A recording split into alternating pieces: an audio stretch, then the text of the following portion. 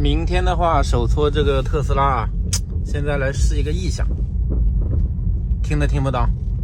咚咚咚咚咚咚啊，左前轮非常的明显，然后这个是有频率的，大概是什么频率呢？就是说它只要过一丁点了就咣咣咣。虽然说我现在没有看啊，我初步怀疑是哪个地方，应该是减震过滤。还有一点，这个车用的也是一个尼龙塑料的悬挂件，我个人感觉这个是上百臂球头的声音，但是我没有拆啊，现在还不知道响不响，听不听得到。然后这个试车路线的话是我的官方试车路线，曾经凯美瑞就是在这边排水区过弯，今天肯定是修不了的，因为没有配件，先上山走一波。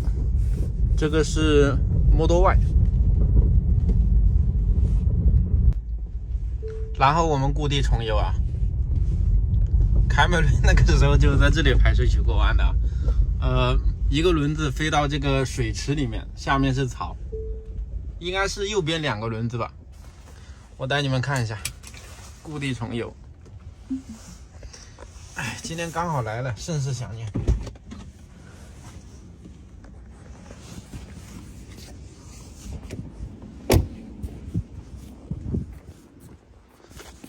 已经是没有任何痕迹了。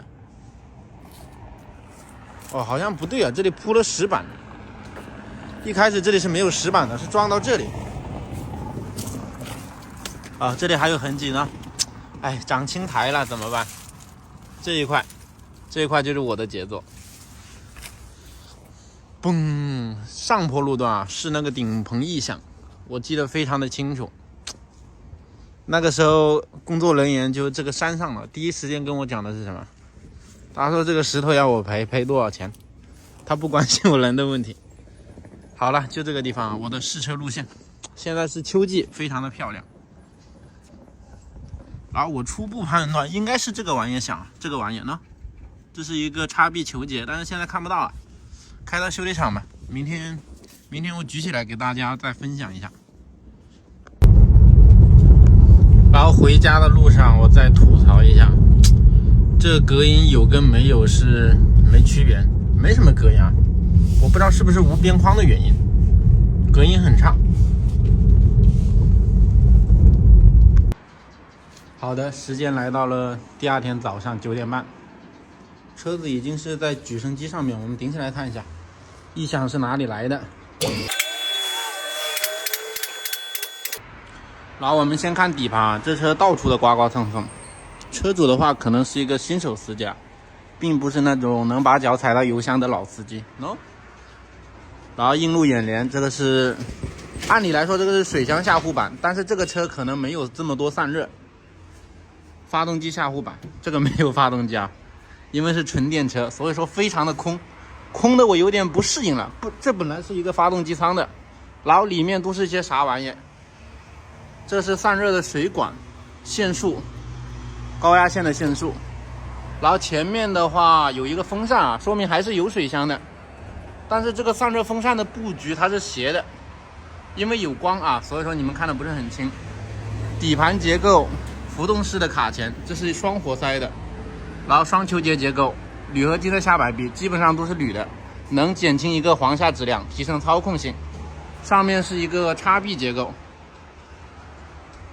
拉杆，防倾杆非常粗，但是这个粗厚怎么说呢？是有学问的，不能太粗，不能太厚。副车架是全框式的，铁的。铁板的话包的非常的严实啊，这个是电池盘，不是铁板，说错了，非常的平。电车都是这种做工，因为电池包在下面，然后会导致一个问题，它的底盘是非常低，比一般的车要低，而且低很多。一般来说，单电机的版本都是后驱的啊，看得到它的传动轴，没有油箱，所以会异常的平整。就算有油箱也会很平，现在油箱都是驼峰式的。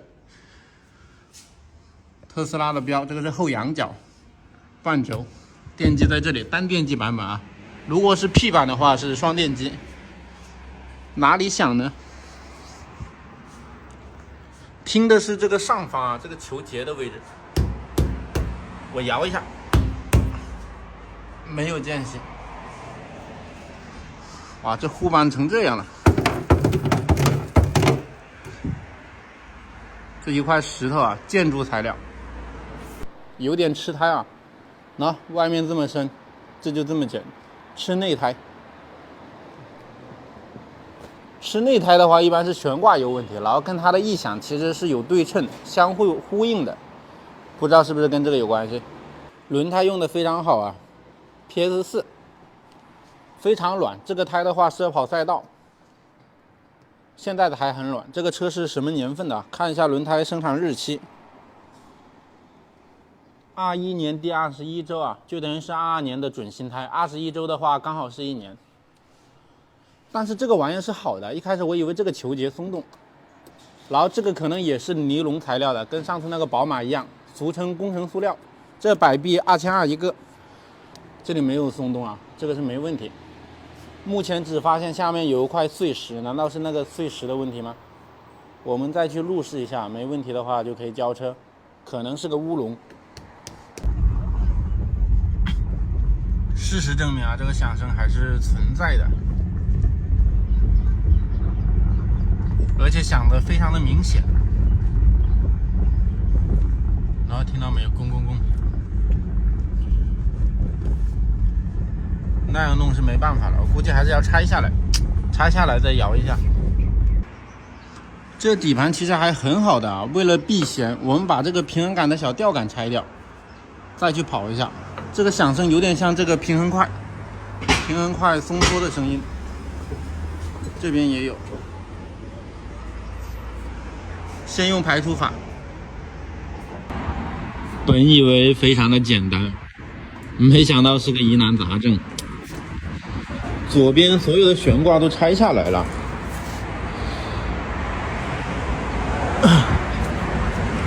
减震器、仰角、摆臂，这些球头、球节之类的啊，全部都是没有问题的，包括这个，然后还有下面这个，全部都是紧的。这个直臂也是一样。哎，找不出头绪，但是的话还是发现一点端倪是什么？这轮胎不是吃胎吗？它吃的是一个内侧啊，为什么会吃胎？车这么新，公里数这么少，肯定是发生过事故的。仔细看，经过一个拆解，你看这些螺栓动过的，这些螺栓不是维修的，一般情况下是不需要拆解的。说明这个前部是受到过一个撞击，这个都换过了，螺丝动过，这边也动过啊。你看这些锁块，然后这些螺栓都是有拧动痕迹的，包括这个都有拆卸痕迹。然后你们看这些线束，